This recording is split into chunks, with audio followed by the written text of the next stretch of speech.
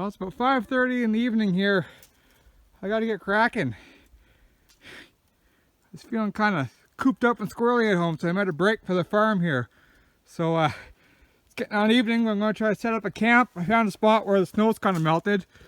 Other places the snow, well, it's over my boots. The snow, that's how deep it is. It's just a granular spring snow. It's supposed to get really cold tonight. I got a little stove there.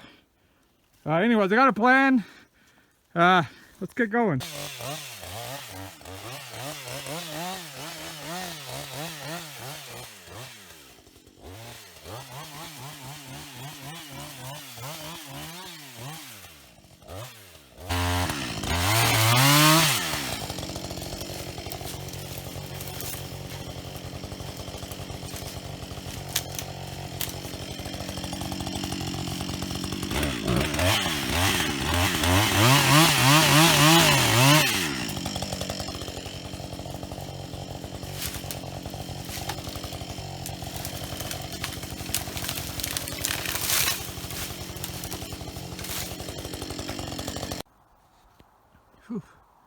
Alright, so I gotta go way over yonder.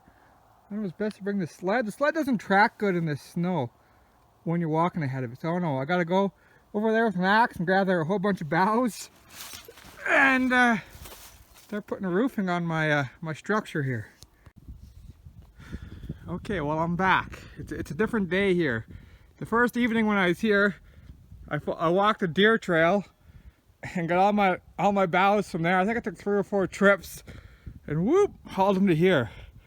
The snow was real soft that day. I was able to walk on like a deer trail, but the snow was real, like almost slushy, like granular, like a snow cone, you know, that kind of snow. And it was like +9 that day. And then that night, the forecast was going to like -17 Celsius. So I was like, whew, I thought about braving it out, but I was like, no. I'll abort mission. So then I came back 2 days later. So I got all the boughs on the roof. When you're selecting boughs, you just kind of want smaller boughs. You don't want great big limby ones. And you put them all with the branch side sticking up. And you just layer them on like shingles on a roof. Now if boughs were more readily available, I'd probably put sticks at angles here and then just bow the whole thing in. Or I think we're just cutting a bunch of logs and stacking them up, but whatever. I'm just out here to be out here, not trying to wilderness survive. So on the day that I took off for cold weather, actually no, this morning before I came out, I was rooting around the barn and I found the big tarp thing and then this. So I'm going to try to stretch the tarp over or try to close it in a bit. Then I got my little stove I haven't tried yet. I just gotta cut a whole bunch of firewood and cook some food and just settle in. My bed, it's like an army, I don't know what you call it, stretcher, gurney, whatever. That thing, it's Army surplus, made in Canada. The date on it is 1952. So it's pretty cool, first time using it. I forgot a pillow, but yeah, dude. See, and when you throw your boughs on, a lot of times they're sticking down through, so you can just get in there and just poke them up. You know, poke them up on top of the logs. And works quite well. The more boughs, the better. And it's surprising how it keeps water and snow and keeps warm in. So, yeah, I'll try to get this thing tarped in. White man's survival tools there. Yeah. Well, there we go. Oh man, that tarp's heavy and frozen and hard to deal with. But, okay. Sure, once I get a fire up on the tarp will soften up a bit. The bed, my stove.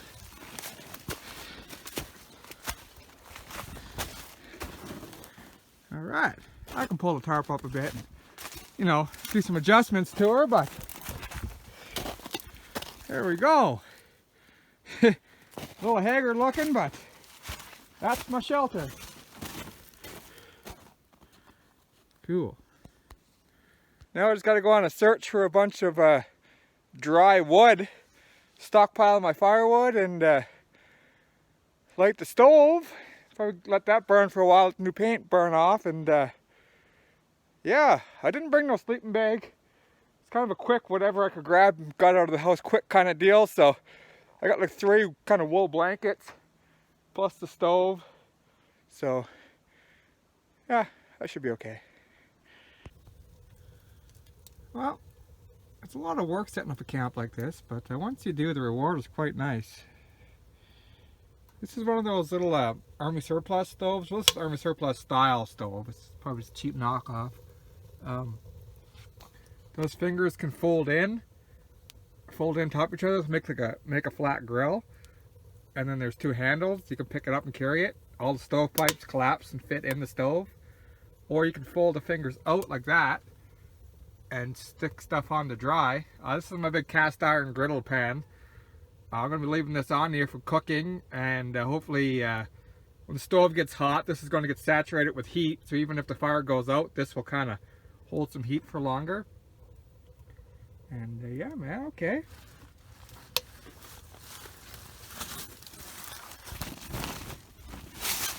Ugh. I did cheat a bit, and I did run up to the slab pile and grab an armload of cedar. And there's that. Whew.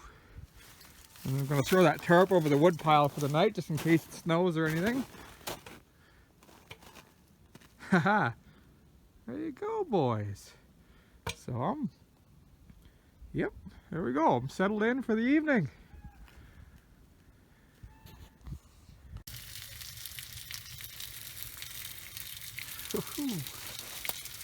Nice. You don't need a lot of money to live high, guys. I'm telling you. Look at that. This is awesome. Nice and warm in here. Got supper cooking. Got my bed ready to go. We're rocking and rolling. Alright, so I increased my wood hoard a bit. Some of this, maybe some of like this kind of stuff doesn't seem to really burn too good. It's not really ready. So you really want to get stuff like this, a gray with the bark off it. That's just a hard, dead dry. So there, got a nice little wood hoard, and yeah. Not sure what else you do when you're surviving. Stare at stuff. I don't know, I guess I'll go for a walk or something. It's a nice evening out though. It was getting a little chilled, but once I started processing some more firewood, I'm warmed up again. So, yeah, man. I can never win with the camera gear. You know, all my cameras are screwed up. All I got's my phone, but I bought a little tripod thing with a little clampy thing to hold my phone. And yeah, I used it once when I set up a shelter, and then I shoved it in my pocket to when I went down to get those boughs way yonder. And somehow my pocket, the top part screwed off, the clampy part screwed off, so now I got like the tripod legs, but no clamp for my phone. So that was a bunch of money just thrown away. So yeah, so life is crazy, isn't it? If you were to sit down and just write out a story, you know, let's say, it doesn't matter how old you are, just write a story of how life's going to go the next 30, 40 years of your life, next 10 years, whatever. Just write a story of what's going to happen and the crazy things that are going to happen, and you're probably going to be dead wrong. Like, life is wacky. Like, would we have ever thought that we'd be, like, all of a sudden into this situation? It's nuts, man. Like, life is crazy. Just think of the things that you've experienced that you never thought you would, or the things you had to do to get by, to survive, or, you know, like, life is just, you never know. Like, it's crazy crap, man. So, I don't know. Just trying to do stuff to keep busy here with this isolation, because it's been quite a while since I actually hung out with a person. I've actually been like isolating for, you know, a little over a week, but I was in Saskatchewan, didn't really talk to anybody at all there, and then I was kind of hanging out with myself, so I'm a good 3 weeks or more into it, probably a month into really kind of isolating, and now I'm actually isolating. So here we go. I'm sleeping in the woods. I'm talking to myself on the camera. Just, wow, okay. Okay. Well, it's only -3 right now. Going down to -15 tonight. But it's, I don't know what it is. Whatever the date is. Into March anyways. And I checked the forecast, and starting tomorrow evening, it's going to start snowing tomorrow evening or the next day, and it's going to be 15 to 25 centimeters of snow in Edmonton, and it's 12 to 20 centimeters forecasted for here. So winter's telling you, boys, she's not letting up this year. So I got a little wood stock there, my little LED lantern. Shouldn't snow too much tonight. I got a tarp over all my other stuff there, my wood pile, so yeah, it'll be an interesting night. Oh, cozy it in here and surviving.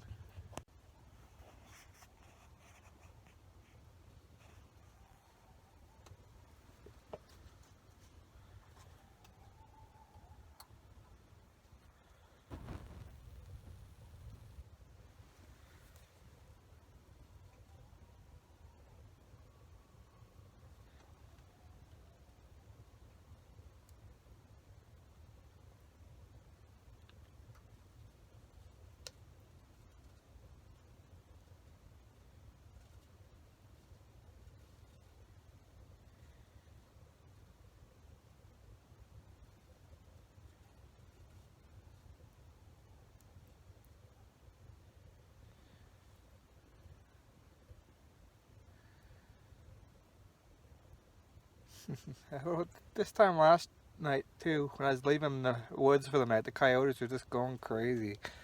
I just heard them howling again, so yes sir.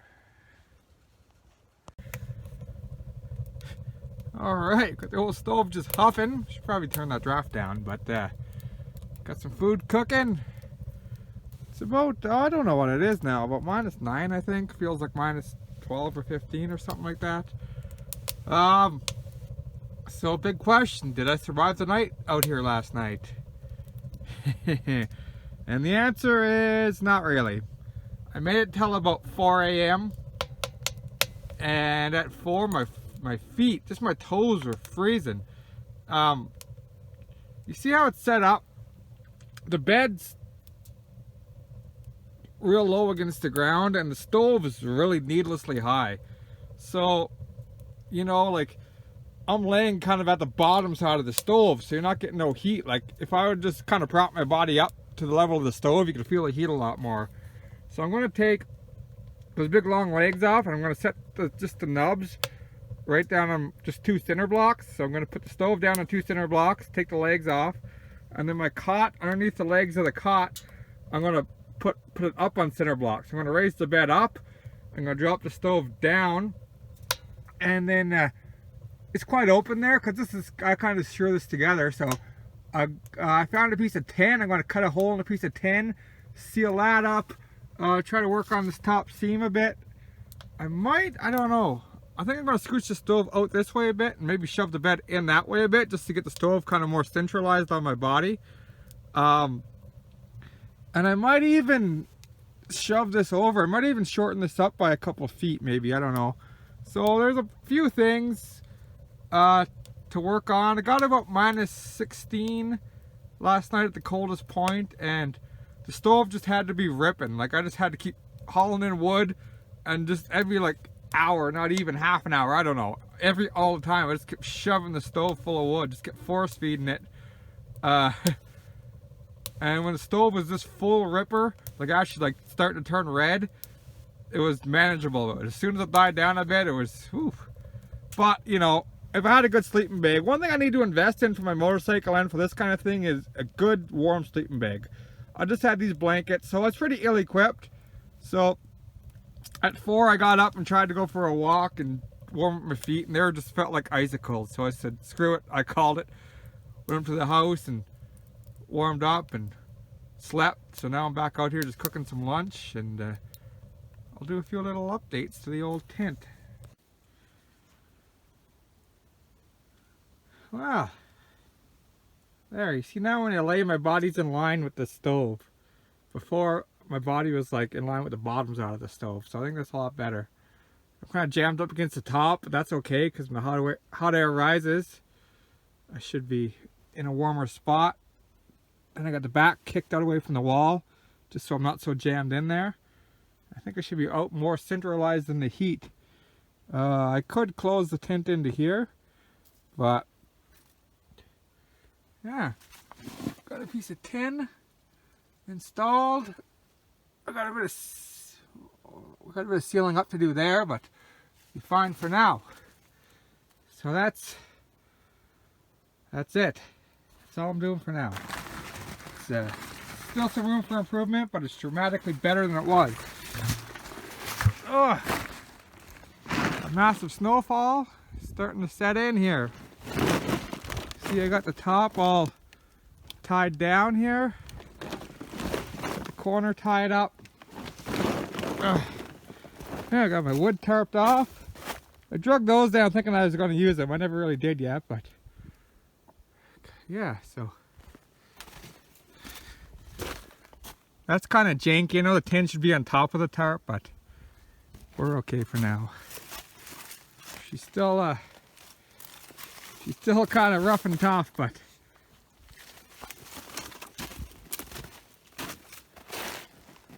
there we go. So that's it. Okay, well that's enough wilderness survival for now for me. I'll come back when it's probably about 10 degrees warmer maybe, and we'll try this again. Right on, guys. Thanks for watching, and stay the F home, and we'll catch you on the next one. Or by home I mean just out of public. Like, I encourage you to go outside in the woods and in nature. Get your butt off the couch is probably about the best thing you can do. Okay, talk to you later, guys.